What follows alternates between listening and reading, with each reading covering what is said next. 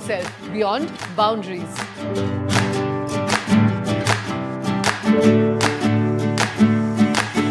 Countless aspirations, but one destination.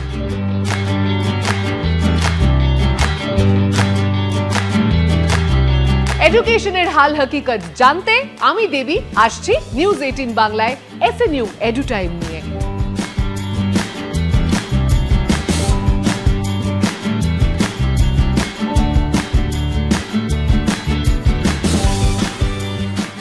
Sister Nivedita university মানে বরাবরই ছাত্রছাত্রীরা চেনা ছকের বাইরে নতুন কিছু একটা করবার চেষ্টা করে, আর সেই নতুন কিছুর সন্ধানেই আজ আমি দেবী আবারও চলে এসেছি সিস্টার নিবেদিতা ইউনিভার্সিটিতে। Hello and welcome. আজ আমরা এসেছি জার্নালিজম এবং মাস কমিউনিকেশন ডিপার্টমেন্টে এখানকার ছাত্রছাত্রী, শিক্ষক শিক্ষিকা সকলের সঙ্গে কথা বলতে। দেরি না করে লেটস স্টার্ট।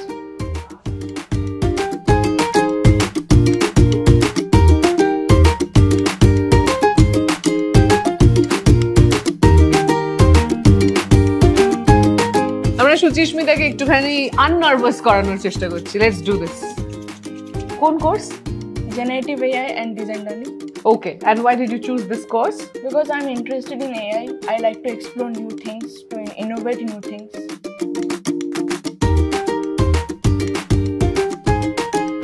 আমি জার্নালিজম এন্ড মাস কমিউনিকেশন পড়ছি UG 5। আমার জার্নি স্টার্ট হয় 2023-তে, আর সত্যি বলতে SNU was a boon to my life, to be honest. কারণ প্রথম থেকেই ফ্যাকাল্টিজরা এত সুন্দরভাবে আমাদের গাইড করেছে, মানে এটা মানে মুখে হয়তো বলে আমি প্রকাশ করতে পারবো না। ইন্টার্নশিপস থেকে শুরু করে even I got an internship at news 18 Bangla. এরকমভাবেই 2 বছর আমার কাটলো। ইনফ্যাক্ট আমাদের একটা SNU chronicle which is a student driven channel, ওখানে আমরা নিউজ রিপোর্ট করি, আমরা এডিট করি, আমরা পোস্ট করি, মানে একদম গ্রাউন্ড থেকে শুরু করে এডিট করে কিভাবে ওটাকে পোস্ট করা হয় সব কিছুই ফ্যাকাল্টিজরা আমাদের শিখিয়েছে। ইনফ্যাক্ট AI যে এখন চলে এসছে, আমরা প্রথমে হয়তো ভেবেছিলাম AI নিয়ে হয়তো সেরকমভাবে কোনো রকম আমরা কোর্স বা সাবজেক্ট পাবো না, বাট এই সেমিস্টারে UG 5-এ ওখানে আমরা AI অ্যান্ড ডিজিটাল মার্কেটিংও পড়ার সুবিধা পাচ্ছি। আমি প্রথম থেকে খুব ইন্টারেস্টেড যে ক্যামেরার পেছনে কিভাবে কাজ হয়। আমরা স্ক্রিনে যেই কাজটা দেখতে পাই, ক্যামেরার পেছনে কিভাবে কাজটা হচ্ছে সেটা নিয়ে আমি খুব ইন্টারেস্টেড। সেটা জানার জন্যই এই ইউনিভার্সিটিতে আমি অ্যাডমিশন নেই, এবং প্রথম দিন থেকেই ফ্যাকাল্টিরা খুব প্র্যাকটিক্যালের ওপরে জোর দেয়। ক্যামেরা কিভাবে ধরবো, কিভাবে ধরলে এই অ্যাঙ্গেল থেকে এই শটটা পাবো, সেটা নিয়ে খুব হাতে ধরি আমাদের এই কাজটা শেখানো হয়। এছাড়াও SNU ক্রনিকল বলে যে আমাদের স্টুডেন্ট পোর্টালটা আছে, সেখানে প্রত্যেকটা ধরনের স্টোরি কিভাবে আমরা কভার করব সেটা নিয়ে কতটা রিসার্চ করা উচিত, আমাদের ফ্যাকাল্টিরা সবসময় আমাদের পাশে থাকে, এবং প্রশ্ন গেস্টকে কিভাবে প্রশ্ন করতে হবে, কিভাবে দাঁড়িয়ে লাইভ করতে হবে, সেই নিয়ে আমাদেরকে সবসময় কিছু না কিছুভাবে গাইড করে গেছেন। আমি লিখতে ভালোবাসি এবং মানুষকে অবজার্ভ করতে ভালোবাসি, এবং লিখে পরবর্তীকালে সেটাকে কিভাবে গুছিয়ে কথা বলতে পারবো, আশা করি সেগুলো থেকে আমি কিছু শিখে একটা প্রপার জায়গায় কাজ করার আশা রাখছি। আশা করি সেটা করতে পারবো।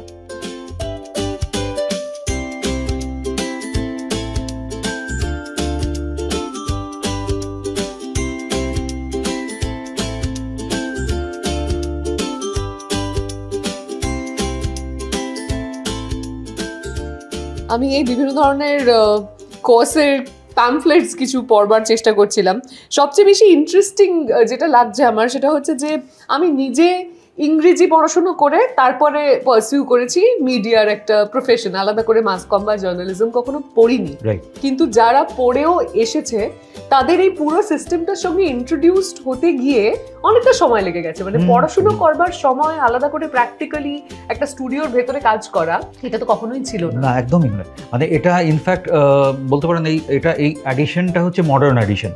ইনফ্যাক্ট আমি জার্নালিজম নিয়ে পড়াশোনা করেছি, মাস্টার্স করেছি বহু বছর আগে ক্যালকাটা ইউনিভার্সিটিতে।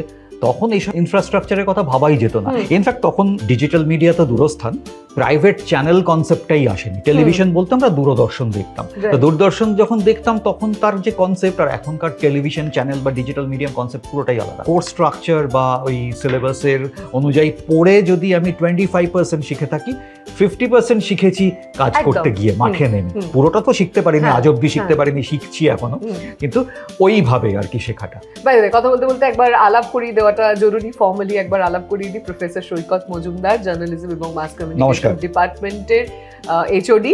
সিস্টার নিবেদিতা ইউনিভার্সিটিতে অফকোর্স।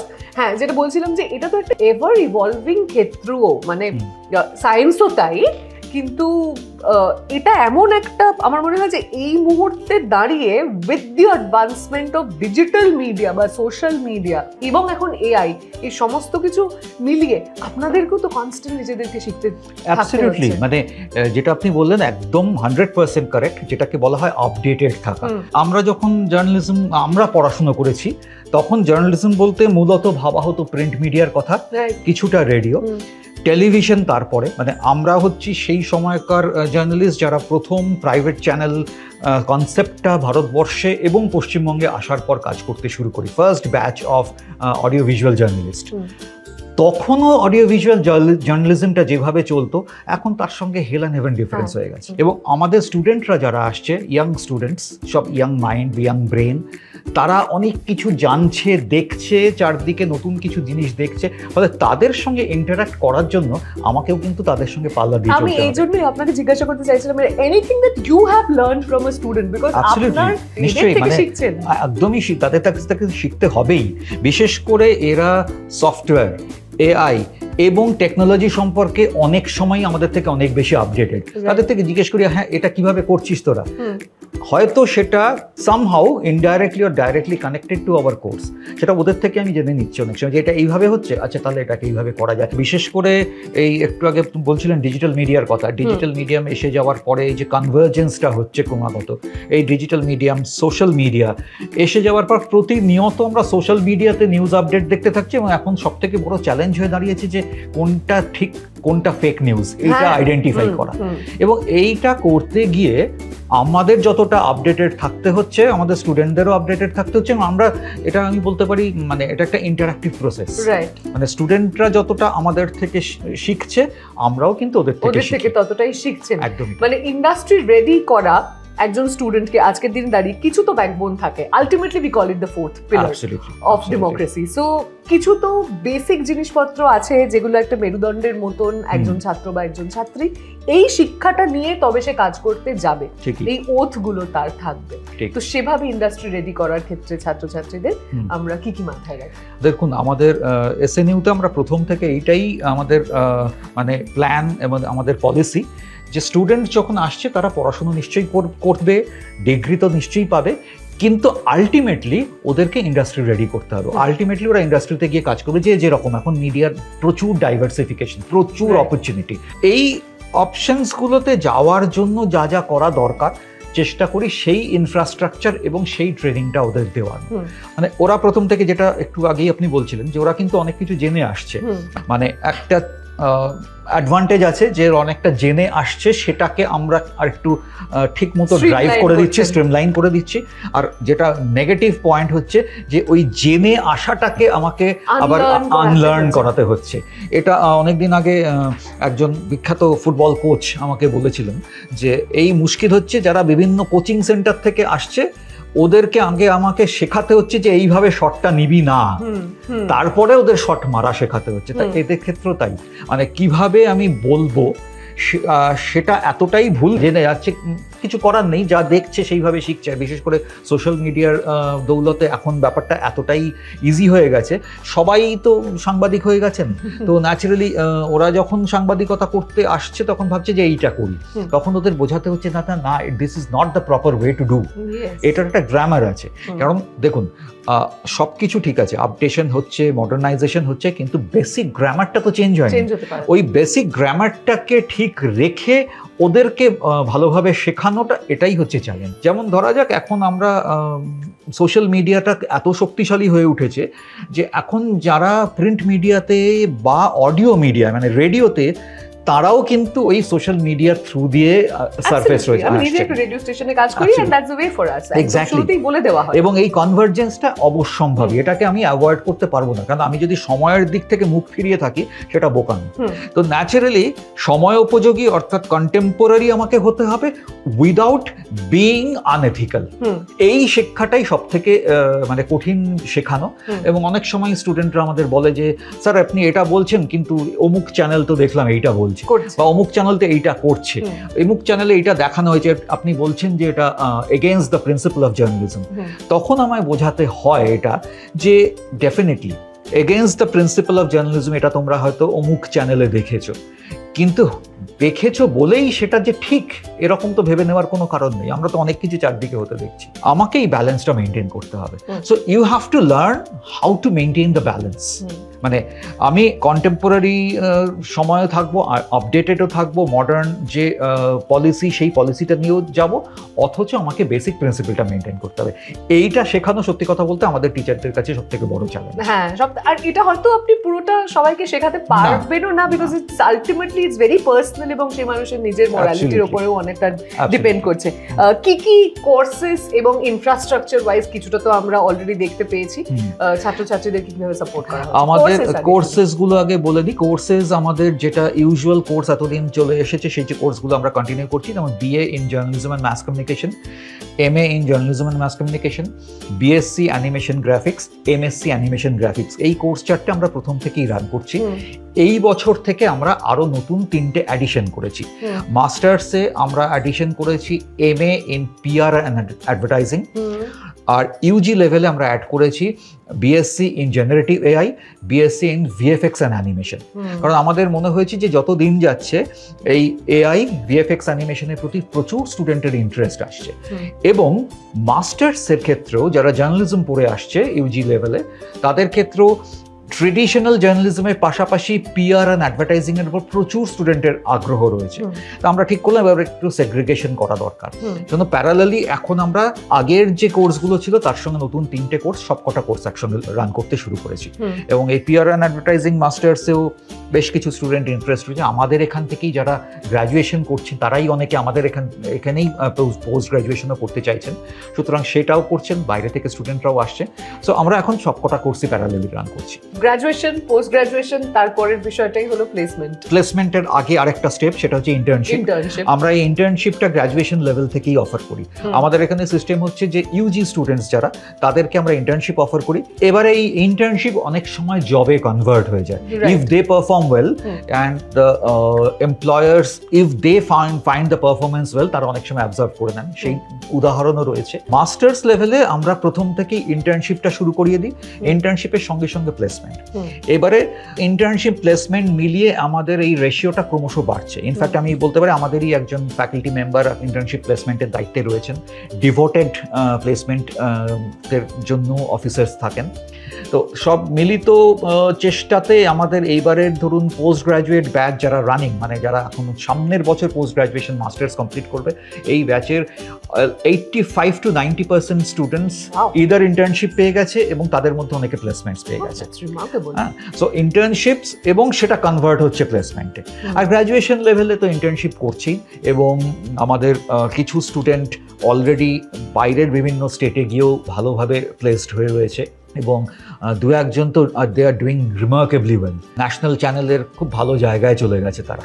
সো এবং nationally acclaimed PR and advertising এজেন্সিতে ভালো পজিশনে রয়েছে। They are now our source of recruitment and internship. তারা ফোন করে বলছে, স্যার আমার অর্গানাইজেশনে 3টে ওপেনিং আছে জুনিয়র, আমার আন্ডারে কাজ করবে, আপনি 3 জনকে পাঠান। So this is a chain system which we are trying to develop. আমাদের ইউনিভার্সিটি স্টিল ইয়াং, কয়েক বছর আমরা এই ইকোসিস্টেমটাকে তৈরি করার চেষ্টা করছি। এবং আমাদের একটা হোয়াটসঅ্যাপ গ্রুপ করা আছে, মানে একাধিক হোয়াটসঅ্যাপ গ্রুপ করা আছে প্লেসমেন্ট অ্যান্ড ইন্টার্নশিপের জন্য, যেটাতে আমি রোজ সকালবেলায় ইন্টার্নশিপ গ্রুপ খুললেই দেখতে পারি সিনিয়র স্টুডেন্টস বা পাস আউট স্টুডেন্টসরা তারা সমানে এই লিডসগুলো পাঠিয়ে যাচ্ছে তাদের জুনিয়রদের জন্য। So this is the system we are trying to follow. মিডিয়াতে যারা কাজ করি আমরা, তাদের বিভিন্ন ধরনের ক্ষমতার মধ্যে একটা খুব বড় ক্ষমতা হলো সবসময় কান খোলা রাখা আর আড়ি পাতা। একটু আগে আমি আড়ি পেতে শুনছিলাম যে একটা কিছু রিহার্সাল চলছে, মানে এক্সট্রা কারিকুলারেরও উপরেও আপনারা জোর দেন প্রচুর। মানে আমাদের এখানে এক্সট্রা কারিকুলার অ্যাক্টিভিটিস প্রচুর, যেটা আপনি এক্ষুনি শুনেছেন সেটা আমাদের একটা থিয়েটার ক্লাব আছে মাইক আপ বলে। তো সেই থিয়েটার ক্লাবের anybody can be a member, anybody in the sense any students all over the university. আমাদের ইউনিভার্সিটিতে বিভিন্ন ক্লাবস আছে, থিয়েটার ক্লাবস আছে, ফটোগ্রাফি ক্লাব আছে, স্টোরি টেলিং ক্লাব আছে, রাইটার্স ক্লাব আছে।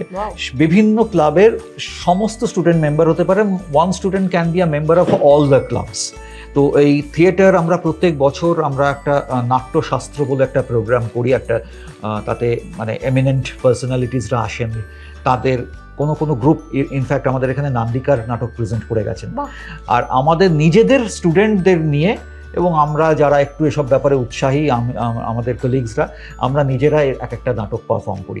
এই সামনে একটা প্ল্যান রয়েছে, সেটার ব্যাপারে রিহার্সাল করা, প্রচুর চ্যালেঞ্জেস, যেমন এই যেটা আপনি এক্ষুনি ওভার ইয়ার করেছেন, আমরা আজকে একটা রিহার্সাল রেখেছিলাম, কিন্তু আমাদেরই মানে আমরা যারা টিচাররা আছি আমাদের পরপর কয়েকটা মিটিং পড়ে যাওয়াতে আমাদের ডিলে করতে হচ্ছে।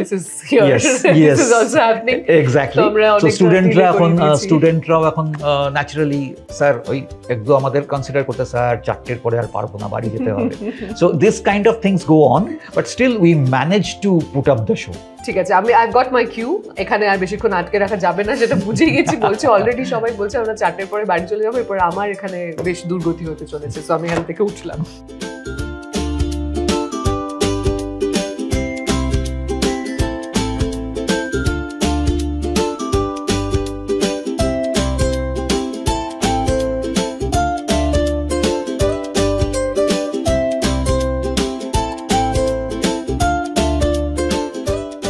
I think there's a holistic development approach যেটা রয়েছে, যেখানে ছাত্রছাত্রীরা প্র্যাকটিক্যালটা প্র্যাকটিক্যালের মতন করে করতে পারছে। মানে আমরা একটা জার্নালিজম মাস কমিউনিকেশনের আলাদা করে প্র্যাকটিক্যাল বলতে ইন্টার্নশিপের আগে কিছু ভাবতেই পারি না। সেখানে সিস্টার নিবেদিতা ইউনিভার্সিটিতে এই যে ওদের একটা নিজের স্টুডিও রয়েছে, যেখানে একটা ফার্স্ট হ্যান্ড এক্সপিরিয়েন্স ওদের হচ্ছে, that is the most important thing. অনেক কিছু জেনেছি, আরও অনেক কিছু জানা বাকি রয়েছে, জানা যাক। চলে আসুন। Academic coordinator mister Arindam Basu আমার সঙ্গে বসে রয়েছেন, কিন্তু আরও অনেকগুলো পরিচয় রয়েছে তাঁর। সিস্টার নিবেদিতা ইউনিভার্সিটিতেই একে তো নিজে বহুদিন সাংবাদিকতা করেছেন এবং এখন পড়াচ্ছেন, তার সঙ্গে এখানে থিয়েটার ক্লাবের সেক্রেটারি, তার সঙ্গে বুক ক্লাব এবং ডিজিটাল নিউজ পেপারের এডিটর। তাই না,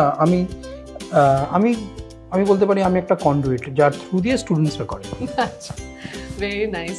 তো এই যে আমরা একটু আগে সৈকত স্যারের সঙ্গেও আমি এই একই ব্যাপার নিয়ে কথা বলছিলাম এবং জিজ্ঞাসা করছিলাম যে আমরা যারা মিডিয়াতে কাজ করি, ছোট থেকেই আমার মনে হয় যে একটা confidence, basic level of confidence অনেকের মধ্যেই থাকে, তারাই বেশিরভাগ ক্যামেরার সামনে কাজ করবার যে উৎসাহটা তাদের মধ্যে তৈরি হয়।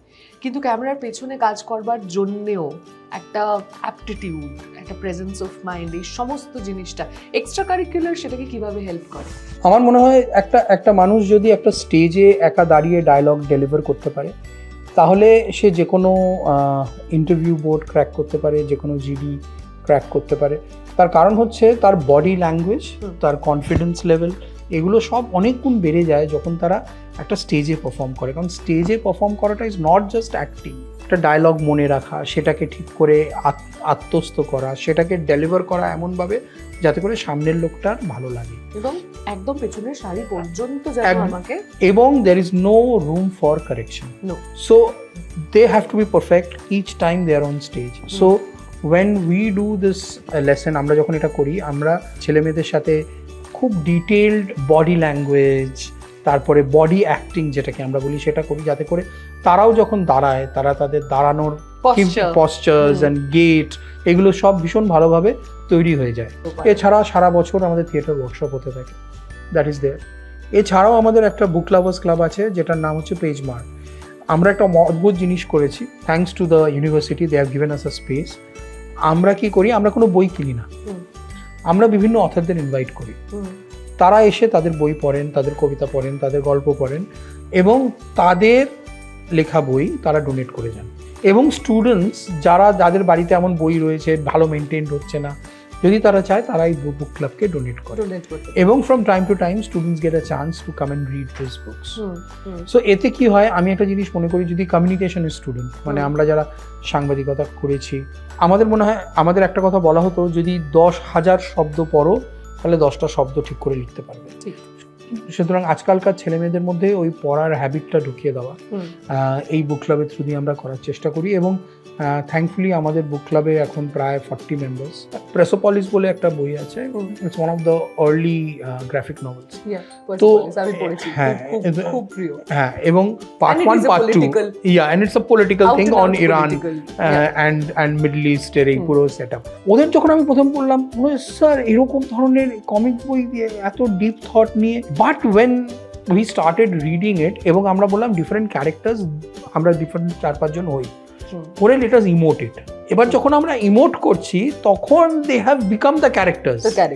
আসলে আমরা ছোটবেলায় যে কোনো সাবজেক্টই প্র্যাকটিক্যাল করতে চাইতাম একটু বেশি নম্বর তুলে নেওয়ার জন্য, বাট এটা এমন একটা সাবজেক্ট যেখানে প্র্যাকটিক্যালটাই ভবিষ্যতে, এর কোনো থিওরি কখনো কারোর কাজে লাগবে না, ওটা জাস্ট মাথার মধ্যে একটা ব্যাকবোন হিসেবে, ওটাকে রেফারেন্স হিসেবে রেখে তারপর নিজেকে এক্সপ্রেস করা। একদমই। আমাদের ছেলেমেয়েরা by the time they are in 3rd sem ওরা এতটাই রেডি হয়ে যায় যে বুক ফেয়ার তো আমরা ডিজিটাল পার্টনার আমাদের ডিপার্টমেন্ট, সো ওরা নিজেরা স্টোরি করছে, ওরাই এডিট করছে, ওরাই ইউটিউবে আপলোড করছে। Everything the planning, the execution and the delivery, এই 3টে পার্টি স্টুডেন্টসরা করে। আমরা জাস্ট দাঁড়িয়ে হ্যাঁ এটা এরকম করিস না, ওটা ওরকম করিস না, বা লাইভে যাওয়ার সময় এইভাবে নিজেকে ইন্ট্রো কর, এইভাবে লাইভ থেকে বেরিয়ে যাবি, বা যদি কাউকে টস করতে হয় কিভাবে টস করবি। তো এই বেসিক নিয়মগুলো, গ্রামারটা খালি শিখিয়ে দেওয়া। বাট মানে the fact that we are with book fare for the 5th consecutive year shows যে year on year we have been able to produce students and they have been doing a brilliant job. The students have been doing a brilliant job. আজকের জেনারেশনকে handle করছেন, তার সঙ্গে আপনার নিজের এতদিন ধরে শিখে আসা অন ফিল্ড এবং নিজের ক্লাসে এই পুরো জিনিসটা করতে গিয়ে কোথাও কি নিজেও হোঁচট খাচ্ছেন? মানে আর টাইমস কখনো মনে হচ্ছে যে something funny that you want to share? Funny তো রোজ হয়, মানে there is no end to funny. কেননা এরা যেভাবে হোয়াটসঅ্যাপে উত্তর দেয় অর্ধেক জিনিস বুঝি না। ROTTFL লিখে দিল একদিন, একদিন লিখলো PPSSI, আমি বুঝতেই পারছি না যে কি লিখছে। হ্যাঁ হ্যাঁ ওইরকম। আমিও একদিন ওদের ওখানে লিখে দিলাম RIP। তো তারপরে যখন RIP যখন লিখেছি, sir what are you saying? আমি বললাম যে no I just wanted to get one better than you. এই RIPটা মানে হচ্ছে return if possible to my class. So মানে to get even with them, মানে you also have to be a child. মানে you will also have to be a child. একটা জিনিস হচ্ছে আমার 53 বছর বয়স, কিন্তু I still feel like 35 because I mix with the students who are 18, 19, 21. They are like my son, my daughter, মানে ওই বয়সী। কিন্তু আমরা না একটা টিচার এবং একটা স্টুডেন্টের বন্ডিংটা is as deep as parents and parenting. It's like a parenting a child. So আমাদের সাথে আমাদের যেটা মনে হয় সবচেয়ে ইউনিক এবং সবচেয়ে যেটা মিষ্টি যেটা, সেটা হচ্ছে আমাদের সাথে আমাদের স্টুডেন্টদের সম্পর্ক। হ্যাঁ, বন্ডিংটা আমাদের, তারা স্যার বলে কিন্তু মনে হয়তো দাদা বাবা বা ওই সমর্থক কিছু একটা ভাবে যখন সেই বলে। সেই জন্য we get that love and that respect from them and we try to give vibe, we get the right vibe from them, এবং আমরা আমাদের তরফ থেকে ওদেরকে সেই স্নেহ, সেই ভালোবাসা আমাদের দিতে পারি। অল অ্যাবাউট তো বলবো না, বাট মোটামুটি একটা গ্লিমস সিস্টার নিবেদিতা ইউনিভার্সিটির জার্নালিজম এবং মাস কমিউনিকেশন ডিপার্টমেন্টের আপনাদের সামনে তুলে ধরতে পেরেছি। এবং তার মধ্যে যেটা আমার নিজের খুব ইন্টারেস্টিং লেগেছে, সেটা প্রথমত এতক্ষণ ধরে কথা বলছি বুঝেই গেছেন যে প্র্যাকটিক্যাল ফিল্ডে যে এত তাড়াতাড়ি একজন ছাত্র এক্সপোজার পাচ্ছে, লাইটকে এত তাড়াতাড়ি শিখে যাচ্ছে, ক্যামেরা কিভাবে ডিল করতে হয়, এই সমস্ত কিছু হাতে কলমে শিক্ষা, সেটাই আমার সব থেকে বেশি নজর কেড়েছে। এবং সত্যি ultimately it's a fun place to study which everybody wants, I guess. পরিশেষে একটাই কথা বলবো, RIP, return to the next episode.